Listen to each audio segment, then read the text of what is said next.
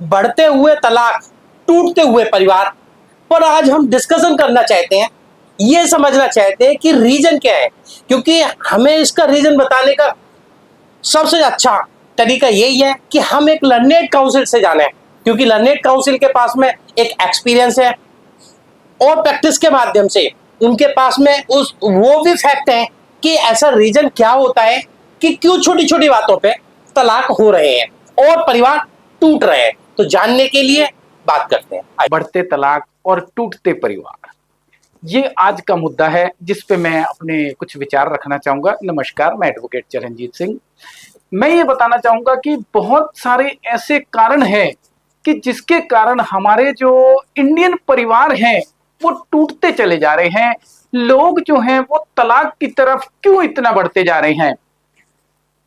इसमें कुछ ऐसे कारण हैं जिसके कारण जो परिवार टूटते चले जा रहे हैं, जिसमें extra marital affair, lack of patience, और एक बात और बताना चाहूंगा, फॉरेन कल्चर।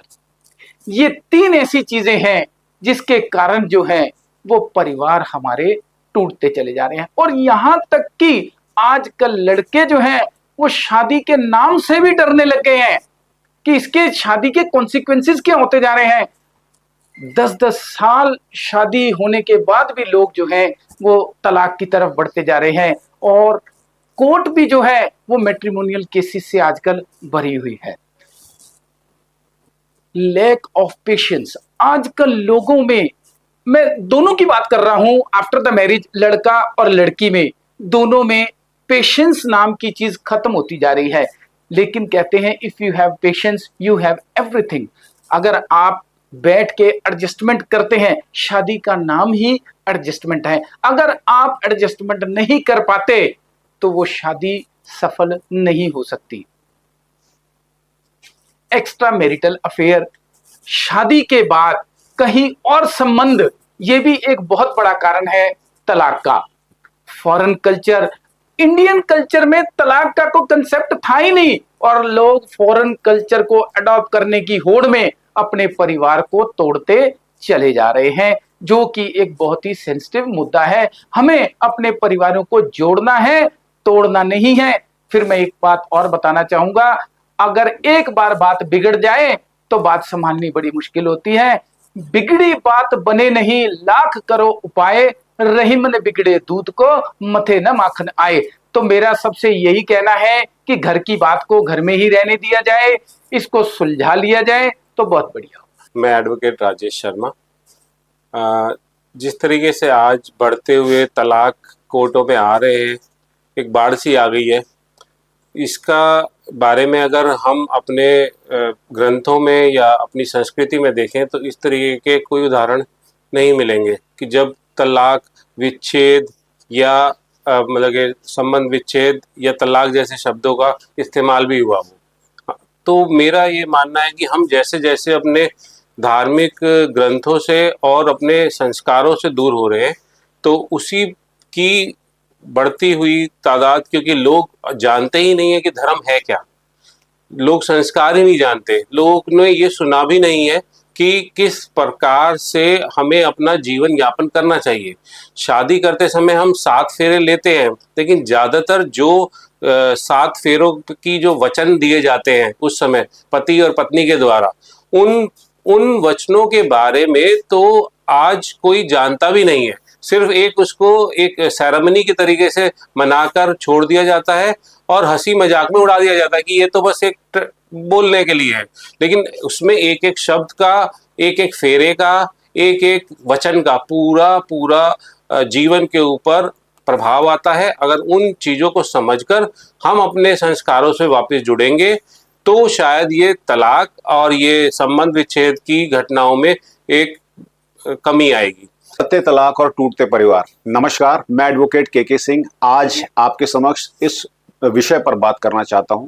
देखिए, हमने समाज में देखा है कि एक तरफ जो है परिवार टूट रहे हैं, और जिसके पीछे जो महत्वपूर्ण कारण हम देखते हैं वो ये देखते हैं कि हमारे परिवारों में तलाक की स्थितियां बनती जा रही हैं। क्यों बन रही हैं तलाक की स्थितियां? इसके 2 या 3 महत्वपूर्ण कारण हैं, हालांकि कारण और भी हो सकते हैं, लेकिन मैं मानता हूं कि हम जो फॉरेन कल्चर को अडॉप्ट करते हैं, हम कहीं ना कहीं अपनी आकांक्षाओं और अपेक्षाओं को इतना ज़्यादा जीवंत कर देते हैं, और जब हम देखते हैं विवाह के एक अंतराल के बाद, मान लीजिए नया एक बैचलर के जो युवक युवती हैं उनका विवाह हुआ, और वो 5-6 महीने के बाद या साल बाद ये महसूस करते हैं कि जो हमारी आकांक्षाएं थी, जो हमारी जो अपेक्षाएं थी, वो कहीं ना कहीं धूमिल पड़ रही हैं जिम्मेदारियों के बोझ के नीचे। तो उन्हें ये एक अवधि के बाद महसूस होना शुरू हो जाता है, क्या हमसे अपने पार्टनर का चुनाव गलत हो गया है? तो इससे बाहर आने के लिए वो सोचते हैं कि हमारे पास एक जो विधान है, कानून का सहारा है, वो तलाक का है, और वो लोग तलाक की तरफ अग्रसर हो जाते हैं। जबकि अगर हम वास्तविकता का निरीक्षण करें, उसको सही ढंग से समझें, तो हम ये पाएंगे कि चुनाव गलत नहीं है। हमारी जो आकांक्षाएं हैं, एक्सपेक्टेशंस हैं एक लेविश लाइफ की, हमारी जो एक्सपेक्टेशन है एक शानदार फुल ऑफ फैसिलिटेटेड लाइफ की, वो कहीं ना कहीं पूरी नहीं होती है। तो हमें लगता है कि हम शायद इस चीज से बाहर आके और दूसरा कोई साथी ढूंढेंगे, और वहां पर हमारी ये एक्सपेक्टेशंस फुलफिल हो पाएंगी। लेकिन ये फिर एक ड्रीम है जिसको कहीं ना कहीं वो गलत दिशा में परिवर्तित हो जाता है। हमें अगर अपने जीवन को उज्जवल, दैदीप्यमान और शोभायमान बनाना है, परिवारों को जोड़े रखना है, उसको विघटन से बचाना है, उनमें एक रस्ता रखनी है, उनमें समानता रखनी है, और परिवारों को साथ लेके चलना है। देखिए, आपने सभी लर्नेड काउंसिल के विचार सुने, समझा। नंबर 1 पे आता है ओटीटी प्लेटफॉर्म, जहां खुलेआम गाली गलौज, अश्लीलता, असभ्यता, फूहड़ता दिखाई जाती है, हर घर में आती है। नंबर 2 सिनेमा हॉल, जो सिनेमा हॉलों में दिखाया जाता था, आज वो हो रहा है बिफोर मैरिज। जो हमारे यंग है वो एक दूसरे के साथ अवैध संबंध बना रहे हैं, जिसे बहुत मॉडर्न नाम दिया गया है। क्या दिया है? रिलेशनशिप। अरे ये रिलेशनशिप नहीं, अवैध संबंध है, नाजायज संबंध है, बिल्कुल नाजायज है। कोई धर्म, कोई सभ्यता, कोई संस्कृति क्या इसे जायज कर सकती है? आपने शादी से पहले ही सेक्स का एंजॉय कर लिया, अनुभव ले लिया। शादी से पहले ही आपने ब्रेकअप के नाम पे झगड़े फसाद कर लिए। शादी से पहले ही कोर्ट थाने तक जा गए। अब शादी के बाद में आप अपने पति में, महिलाएं अपने पति में प्रेमी ढूंढेंगी, और पुरुष अपनी पत्नी में प्रेमिका ढूंढेगा। कहेगा मेरी प्रेमिका तो मुझे ऐसे प्यार करती थी। लड़कियां क्या कहेंगी जो पत्नी है, मेरा प्रेमी तो मुझे प्यार करता था, समय देता था, शॉपिंग कराता था, घुमाता था। अब वो लड़का तुम्हें शॉपिंग कराएगा, तुम्हें घुमाएगा, तुम्हें एंजॉय कराएगा, तुम्हें टाइम देगा, तुम्हें सिनेमा दिखाएगा, या परिवार को समय देगा? उसे परिवार को देखना है, उसे अपने आप को देखना है, उसे परिवार को आगे बढ़ाना है, उसे जॉब देखनी है, उसे फैमिली का ध्यान रखना है, उसे सोसाइटी का ध्यान रखना है। ये क्यों कह रहा हूं? कानून में आ जाओ। अब कानून का दुरुपयोग सबसे ज्यादा महिलाएं कर रही हैं। देखिए, कानून छोटा सा है, क्रूअल्टी, ये सारी क्रूअल्टी महिलाओं के अगेंस्ट हो रही है। अगर महिला पुरुष के अगेंस्ट क्रूअल्टी करता है तो क्या होगा? इस बात पर कभी किसी ने सोचा है? एक छोटी सी क्रूअल्टी के नाम पे 3 कानून है। पहला कानून देखिए, डॉवरी। डॉवरी ऐसा लगता है कि पता नहीं सारे पुरुष डॉवरी पे डिपेंड कर रहे हैं यार, हद हो गई। इस डॉवरी से निकला है 498 जो 85 ऑफ बीएनएस है। इस डॉवरी से निकला है domestic violence act. Domestic violence act की डेफिनेशन पढ़ा है आपने? वही कहता है जो 498 कहता है। मतलब पुरुष भागेगा कहां? पकड़ लिया ना। अब जब पुरुष के पास में देखा कि मुझे तो डॉवरी के नाम पर, दहेज के नाम पर, क्रूअल्टी की 485 ऑफ बीएनएस में एफआईआर रजिस्टर्ड हो गई। डोमेस्टिक वायलेंस में भी क्वैशी क्रिमिनल हो गया, अब कहीं भाग नहीं सकता। फिर उसके पास मेंटेनेंस का हो गया, उधर वो मॉनेटरी रिलीफ, उसमें डोमेस्टिक वायलेंस में भी ले रही है। पुरुष कहां जाए? ठीक है, 1-2 केस और हो जाते हैं जी, मुझे रास्ते में मिला था, मुझे गाली गलौज करी, मेरे साथ तो मारपीट हो गई।